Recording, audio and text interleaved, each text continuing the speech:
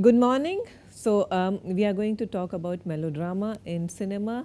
And I would also like you to refer to one of the lectures that is a part of this course on the great Hindi film Diwar and apply the features of melodrama in cinema. See, while you are doing this course, you will understand that whether I discuss a Hindi film or a Hollywood film or a foreign film, if you know the theory well and the concepts well, you can apply all these the aspects of that concept and that theory to any cinema from any part of the world. So, while talking melodrama, the keywords here are high drama, excessive emotions, interplay of and the dynamics of class and sex. The term melodrama, as you know, is used very pejoratively. We often say, oh, don't watch this film, it's highly melodramatic. But then also, the fact has to be taken account that melodrama happens to be a very successful genre. Now, if not a genre, a style of filmmaking. We call a film melodramatic when it has excessive sentiments, over the top emotions, over the top and larger than life characters, and it intends to squeeze emotions out of us. One example is the traditional opera, where emotions are always over the top. The term melodrama has its roots and origins in the Greek word melos, which is used for song to suggest a song. And in the early 19th century, many plays were produced with a musical accompaniment that heightened the emotional aspect of the various scenes. For example, Sweeney Todd, the Barber of Fleet Street, which was made in 1979 for stage, but has also been recently made as a film directed by Tim Burton. Melodrama is not a recent concept in literature. Think of a play such as Oedipus, Sophocles' Oedipus, which was which came into existence in 429 BC. And a play such as Oedipus, where the hero inadvertently kills his father and ends up marrying his mother, but when he realizes the truth, his wife or mother hangs herself, and Oedipus blinds himself. That is his way of self punishment, and lives in a state of self exile. So, that was melodrama at its peak. So, melodrama has always been in existence. The idea is to produce excessive emotions.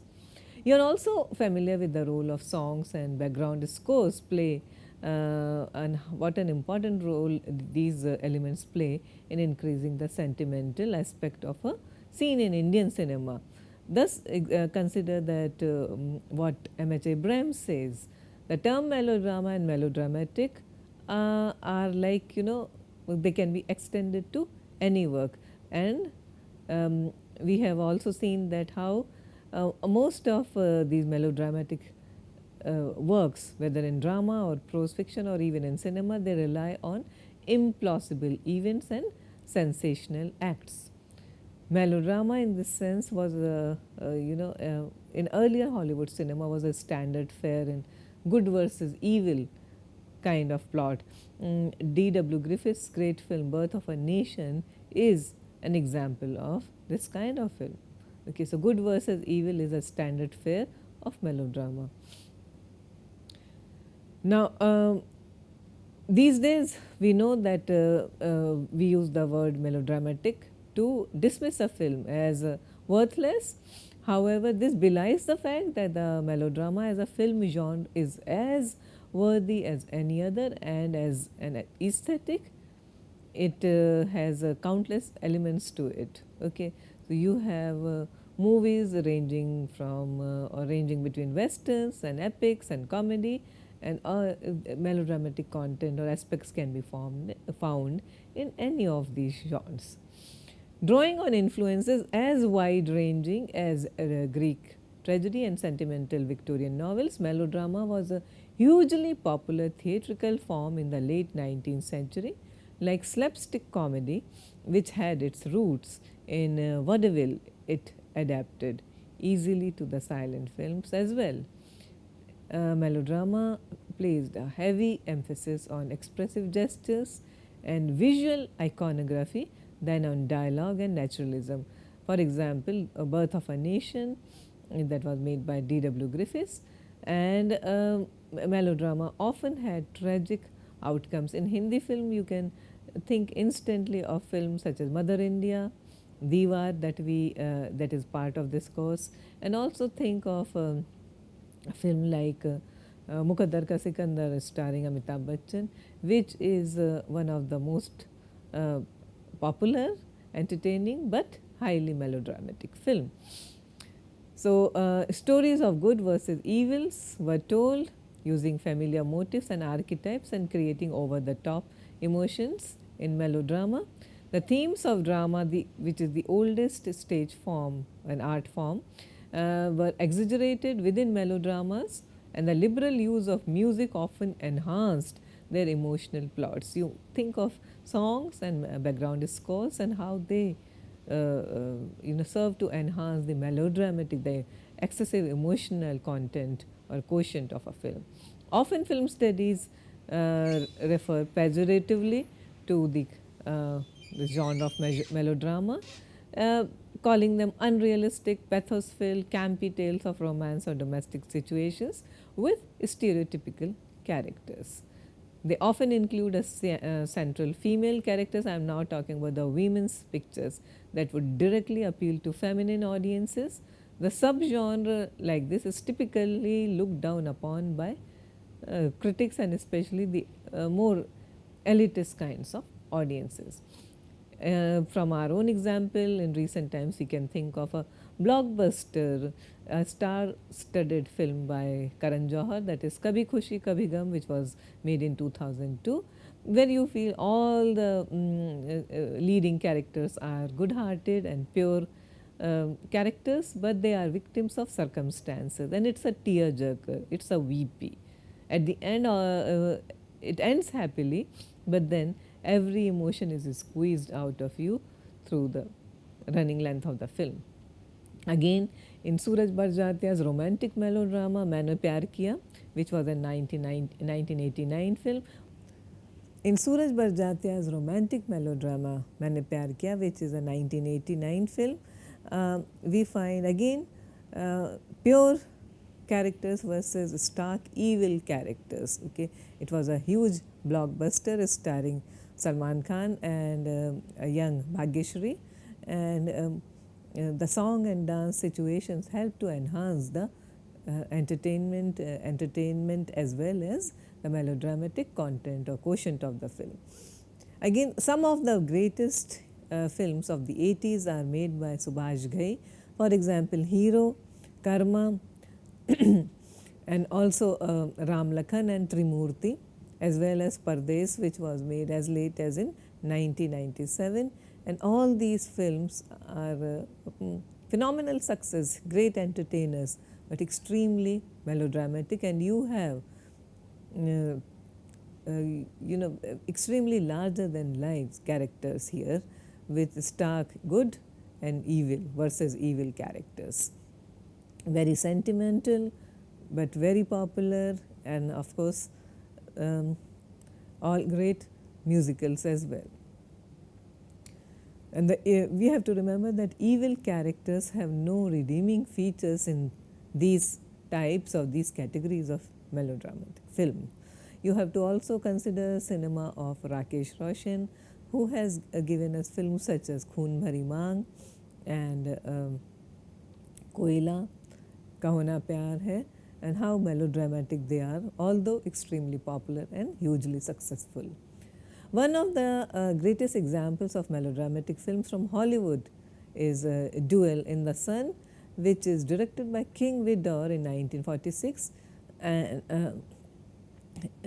interestingly, it was branded Lust in the Dust at the time of its release. This film, which stars Gregory Peck and Jennifer Jones and also Joseph Cotten, is a classic epic western produced by David O. Selznick, who was, he failed in his desire to make it the western equivalent of his earlier Civil War epic Gone with the Wind. So this film was produced by the great David O. Selznick. However, the film was not so successful in spite of having every formula implicit. Perhaps it was thought or it was believed to be too lusty for those times. It is an overwrought script based on a 1944 novel by Niven Bush, and it's about a sexually charged half-breed woman played by Jennifer Jones, who becomes the point of contention between two brothers, one a lusty brother played by Gregory Peck, and other the good brother played by Joseph Cotten. So again, this is a reworking of the Cain and Abel opposites, one brutish and one refined. The film is set in Texas in the 1880s, which is like again a sort of western. You will find lots of horses and terrain and open terrain and Texan landscape, beautifully shot, very lavishly mounted film, and quite a melodrama. Interestingly, it also opens with a prologue which is spoken by Orson Welles, and there is a fade in on a mountain in the shape of a face, which is a squash hard rock that is bathed in the bloody red color of the setting sun. So what we are seeing is that mise-en-scène tells us the kind of of films it's going to be, the excessive emotion that you are going to find in this film. I would like you to I would like to draw your attention to the opening prologue from the film. Deep among the lonely sun-baked hills of Texas, this is the prologue which was spoken by Orson Welles. The great and weather-beaten stone still stands. The Comanches called it Squaw's Head Rock. Time cannot change its impassive face, nor dim the legend of the wild young lovers who found heaven and hell in the shadows of the rock. For when the sun is low and the cold wind blows across the desert, there are those of Indian blood who still speak of Pearl Chavez, the half-breed girl from down along the border, and of the laughing outlaw with whom she here kept a final rendezvous, never to be seen again. And this is what the legend says. A flower known nowhere else grows from out of the desperate crags where Pearl vanished. Pearl, who was herself a wild flower, sprung from the hard clay, quick to blossom and early to die. So this is the way the film opens, and the stage is set that you are going to find you are going to see a tragic tale of love or a doomed love story. Now, melodramas achieved a particular status with the film academicians showing interest in the works of D.W. Griffith, Lon Chaney, John Stahl, Nicholas Ray, Vincent Manley, Max Ophuls, Otto Preminger, and Douglas Sirk. According to film critic and expert Christine Gladhill, the study of melodrama as a cinematic genre is a recent development. It achieved public visibility in 1977 when the Society of Education in Film and Television commissioned papers for a study weekend. Melodramatic plots with heart-tugging, literally tear-jerking emotional plots requiring multiple we are talking about those kinds of films where women go and just cry their eyes out. So these films require multiple hankies or handkerchiefs, usually emphasize sensational situations or crisis of human emotions. Again, consider Kabhi Khushi Kabhi Gham or Duel in the Sun. Okay, so failed romances, stories of failed romances, friendships, strained familial situations, tragedy, illnesses, deaths, neuroses, emotional and physical hardships within everyday life. You can also consider a film such as Terms of Endearment and also Mommy Dearest, which was based on Faye Dunaway's daughter, writing about it's her story. Actually, it's based on an autobiography written by Faye Dunaway's daughter. I'm sorry, not Faye Dunaway's daughter, but by Joan Crawford's daughter, who was apparently mistreated by the great star uh, of the classic golden age period. And this movie, Mommy Dearest, was based on that autobiography with Faye Dunaway playing Joan Crawford. And it is also considered one of the most melodramatic films ever made. So, what kinds of characters we find in a melodrama? Victims, couples, evil-hearted blackguards, pure and good heroes and heroines, pure and chaste heroines, virtuous heroic characters. They suffer in melodramas and are presented with tremendous social pressures, threats, fears, improbable events, difficulties with friends, communities, lovers or family.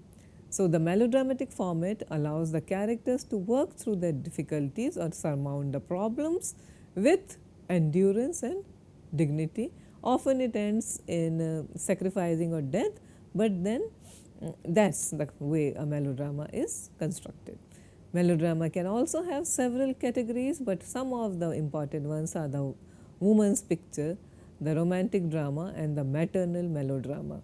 For such kind of cinema, film theorist Molly Haskell draws our attention to women's films and family melodrama and raises questions about the aesthetic and cultural significance of this kind of cinema. There is also another important theorist, Thomas Althusser, who, according to whom melodrama can be analyzed through complex mise-en-scène and ideological criticisms. Althusser also considers family melodramas of the 1950s as the peak of Hollywood's achievement.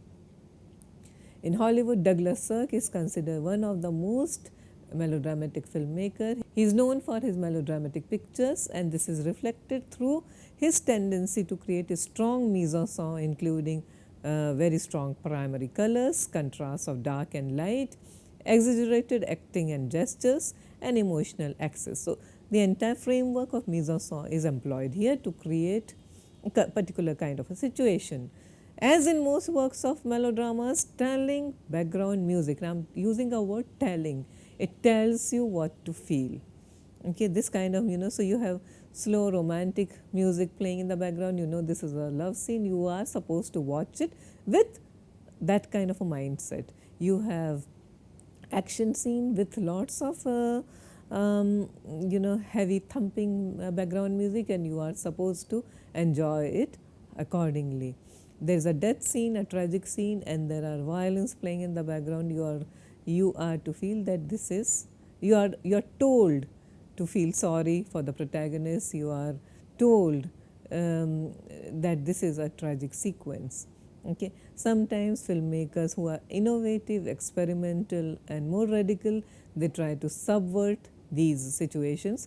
Think of Shaitan, where a chase scene is punctuated with a remix version of Hawa Hawaii and Khoya Khoya Chand.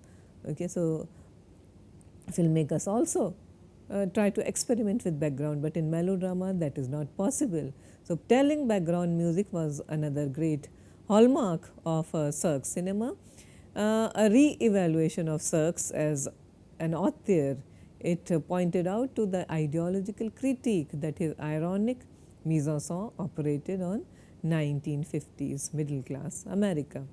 Sirk's major Hollywood films include All That Heaven Allows, All I Desire, Magnificent Obsession, Written on the Wind, There is Always Tomorrow, The Tarnished Angels, A Time to Love and A Time to Die, and Imitation of Life.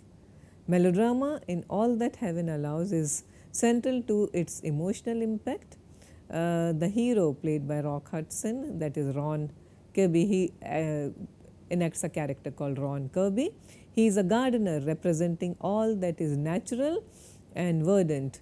He shows the heroine Jane Wyman, who is a widow, the colorful world that's all around her but that she has never seen.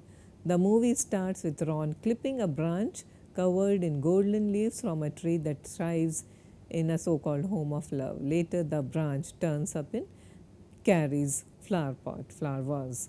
But the color comes into play before Ron is even a major part of her life when Carrie opts to wear a low cut red dress for her date with someone called Harvey. He's a pleasant old guy who either can't acknowledge or can't handle that her still vibrant sexuality hasn't died along with her late husband.